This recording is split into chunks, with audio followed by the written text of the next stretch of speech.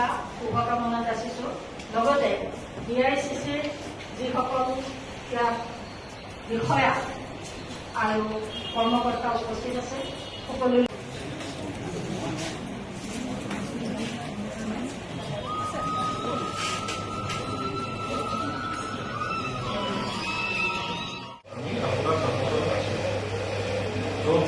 এবাৰ ধন্যবাদ আৰ আপনাদেৰকেও যদি এবাৰ হাত সাপোৰ্ট বোঝাই দিয়ে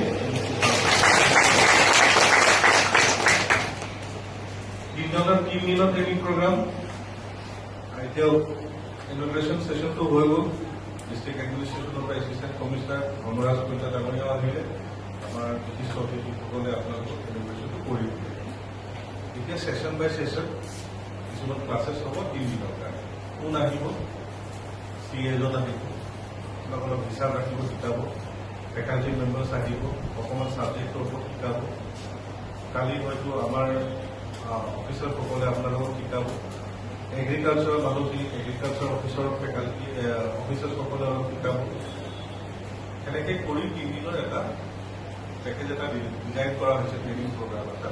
কিহৰ কাৰণে চৰকাৰে আপোনাক পইচাটো দিলে, আপোনালোকে চবেই আশা কৰি আছিল যে ক'ৰবাৰ পৰা যদি কিবা এটা সহায় পাওঁ আমি লাইফত আগুৱাই যাব পাৰিম। কিন্তু আমাৰ মুখ্যমন্ত্ৰী ডাঙৰীয়াৰ যোনটো চিন্তাধাৰণা আছে তাৰ বাবদ আপোনালোকে ৭৫,০০০ টকা দিছে। পইচাটো দিলে হ'ব জানো? কিবা এটা অকণমান প্ৰশিক্ষণ লাগিব। অলপ চলপ বিদ্যা আমাৰ চবৰ ওচৰতে আছে, কিন্তু যদি কিবা ভুল হৈ যায়, লছ হৈ যায়, সেই লছটো যাতে নহয় তাৰ কাৰণে নিজে প্ৰশিক্ষণ